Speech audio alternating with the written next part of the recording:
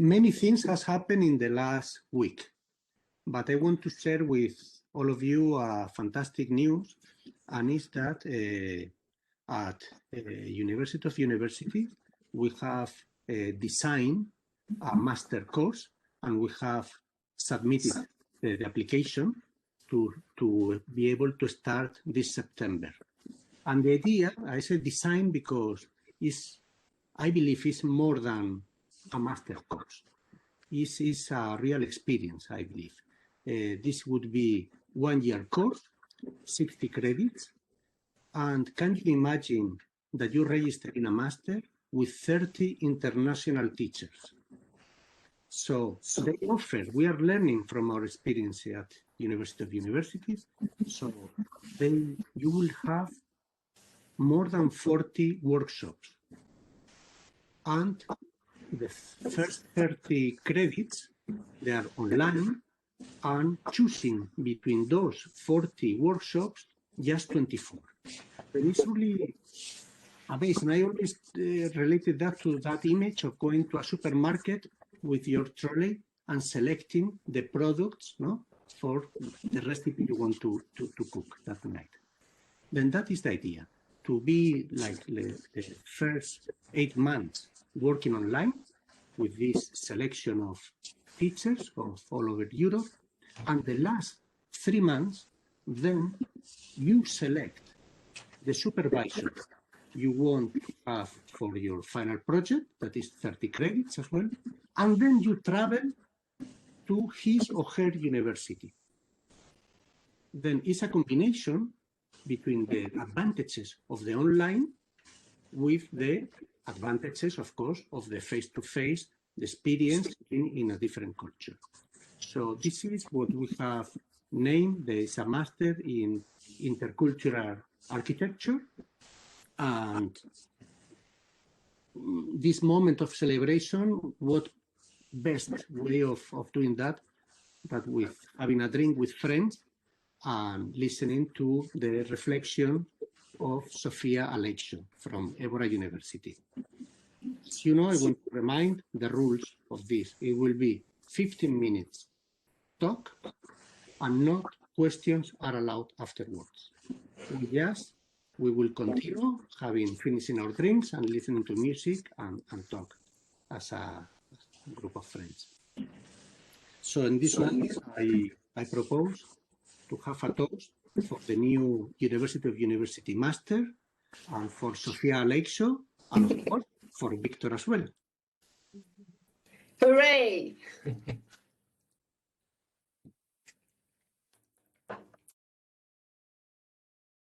I met Javier in Turkey in the conference where I presented this work of ours, me and Victor. And so he challenged me to present it today. And so here I am presenting our work in our office. So I'm Sofia Aleixo. My husband and colleague is Victor Mestre. We work together since 1991. And we've done a lot of works in architectural heritage. And we discuss a lot our methodologies on how are we going to intervene in an existing building, and for what and for whom are we going to work. And so I named this talk Listening to Time, and we'll be having an opportunity of 3 minutes at the end just to listen to the time of this particular work that we'll be presenting. Our main subject of discussion is always how to transform space into place again, thinking that place is a space with people, with meanings, and how to redefine and make them current the new meanings, while preserving the previous meanings of any place, any space that we preserve. So we're always talking about social values and place memories in architectural practice, as my students know in my architecture teaching, and it was also both of us doctoral research topic. So we base our research and our questions on several authors. In England, the past is a foreign countries. David Lowenthal is unquestionable, I would say. Genius Locci from Christian Norbert Schulz, it's always someone that is a reference when you talk about the specific place and the Locke, and Ralph about place and placeness. But the one we find most affinity with, I would say, it's Yves Foutuin. His foundational work on human geography, and he considers the ways in which people feel and think about space, how they form attachments to home and neighborhood, and how feelings about space and place are affected by this sense of time. We're always talking about time because you always need time to perceive, you always need time to translate your perceptions of space into meanings, and then to share those meanings and find if other people have the same meanings. And that's one of the most important things for the heritage conservation. It's when people have a global esteem, sharing the same meanings from a particular place and a particular building. So place is security and space is freedom, that's what he say. And we are attached to one and we long for the other. And now all of us are longing for this freedom that this COVID does not let us have it.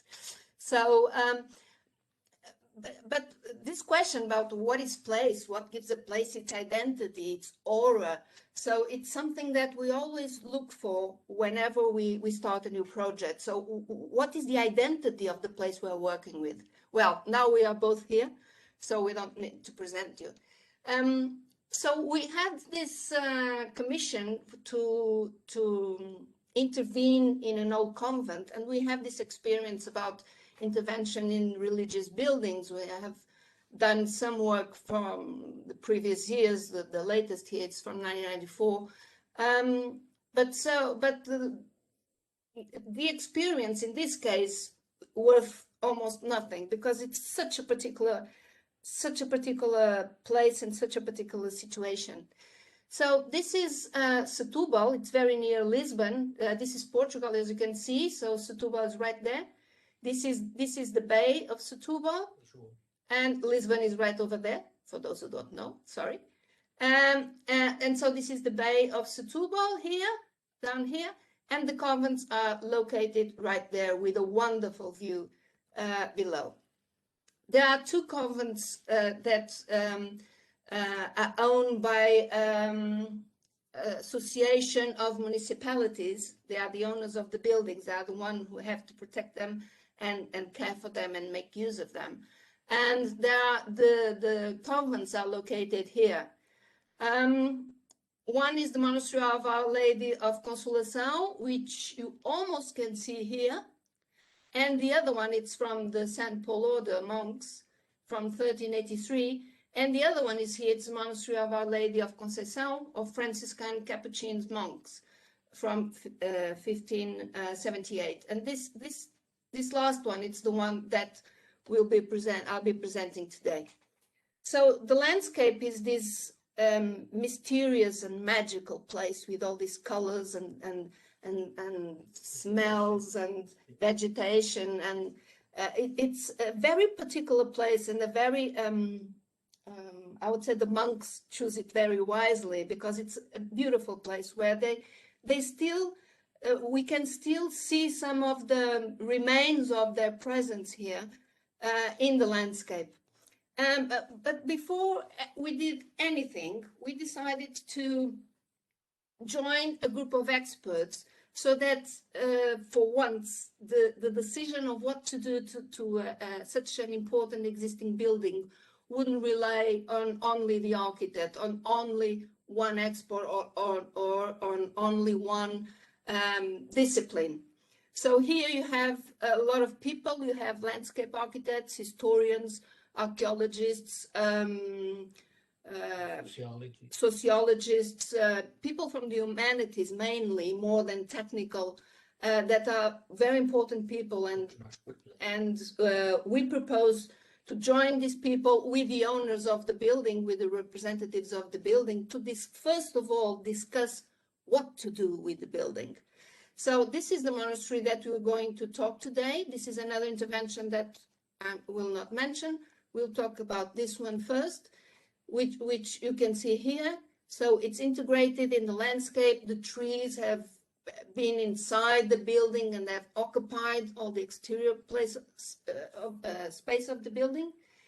And Victor always make these drawings and this design and writing, or writing design, we're not sure how to call it, which is to reflect and think about the places in the particular site. So having all the perceptions of all the senses, the wind, the smells, the light, the shadow, and trying to really understand the place and all its environment and all its context. The social context is there, even if you may not be aware of it, but if you make just a small effort, you can understand all the different contexts that there are in this building. I'm sorry, that picture is out of place. So this is how the building was, this convent, with the majestic facade, with a very tectonic structure still standing up, but of course with parts that needed reconstruction and needed care. This is inside the church, so all the wall at the end of the church was gone. The floor has been also, people took the stones, everything was stolen from the building. And this is one aspect of the cloister that was already full of vegetation. It feels like it was the house of the plants and not the house of the people anymore. So we try to understand the typology of the spaces, how they connect, how they link, how they represent the Capuchins' typology in convents, try to understand the metrics, the heights, the materials in place. But you see the disgrace of this building. So we had an engineer that went with us, and a restorer, a conservator restorer that went with us to the place.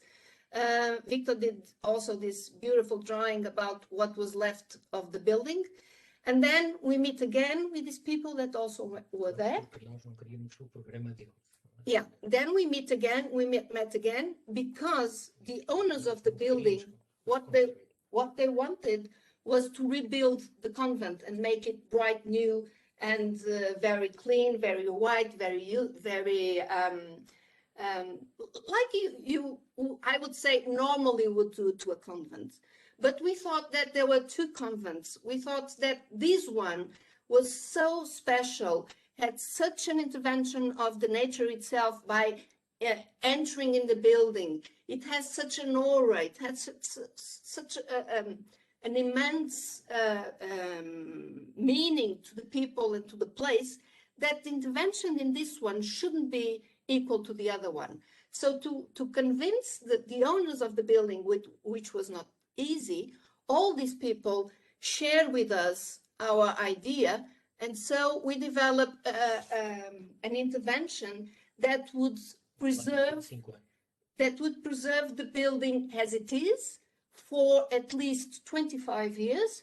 So in all this time, we would have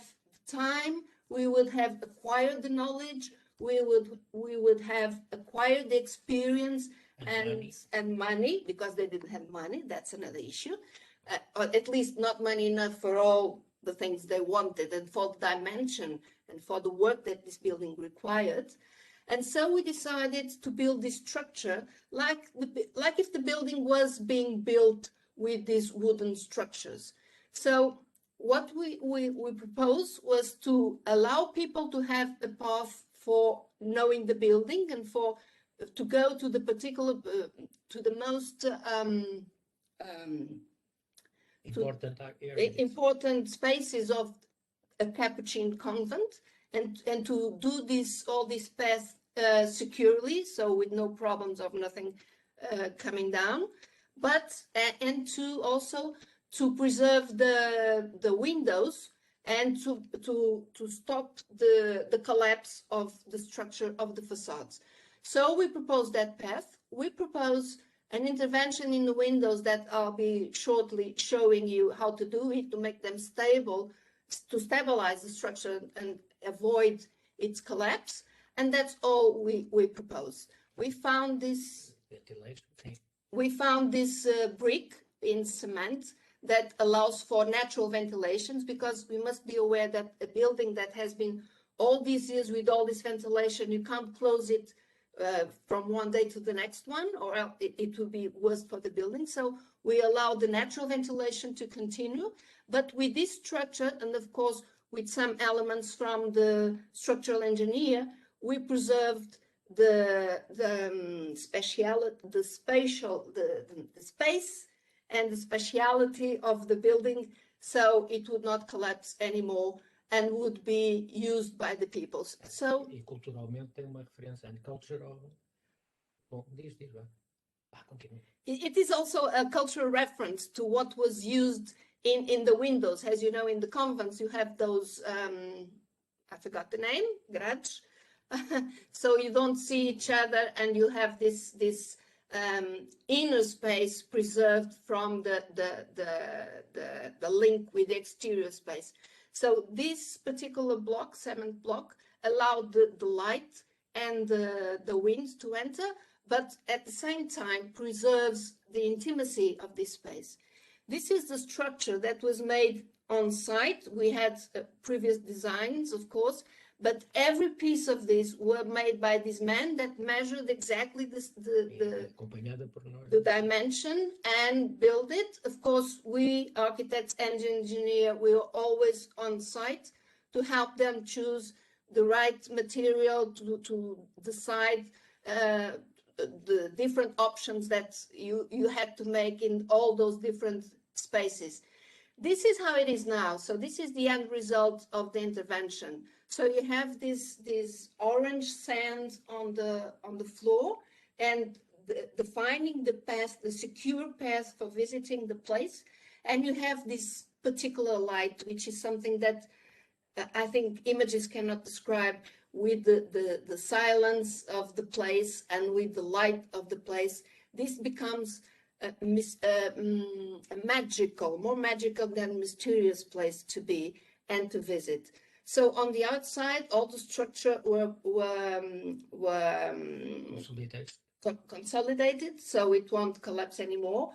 Only one door in one particular place was needed to avoid that more stones or wood or whatever would be stolen, because this is a place where no one is around. It's a very in the middle of the mountain, and here you can see the type of light that can come in. And it's very interesting because the mortar had a little bit of yellow sand, so you feel like it's a vitriol, you know, those colored windows you have in churches that have different colors.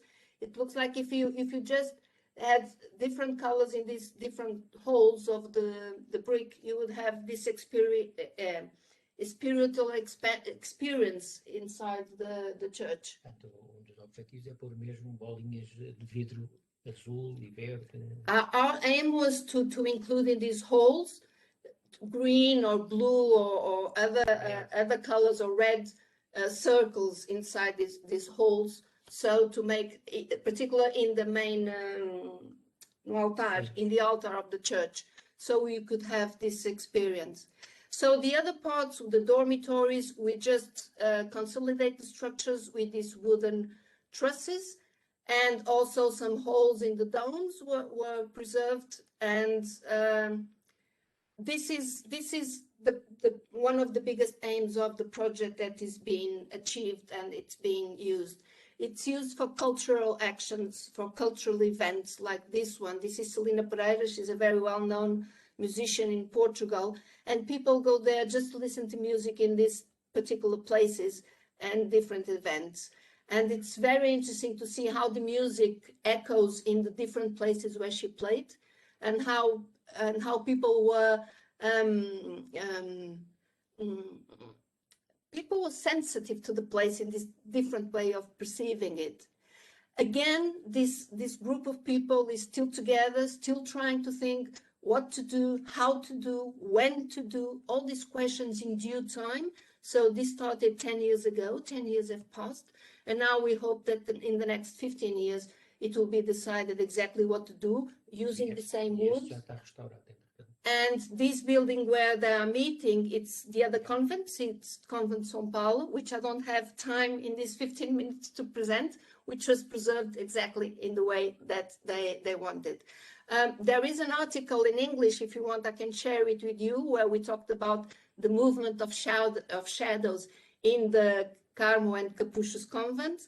And well, and this is the final image of the place. But I have a video, a 2-minute video that I really would like to share with you if you still have some port or if you still have some wine to drink, because it's a very quick movie. It's 2 minutes.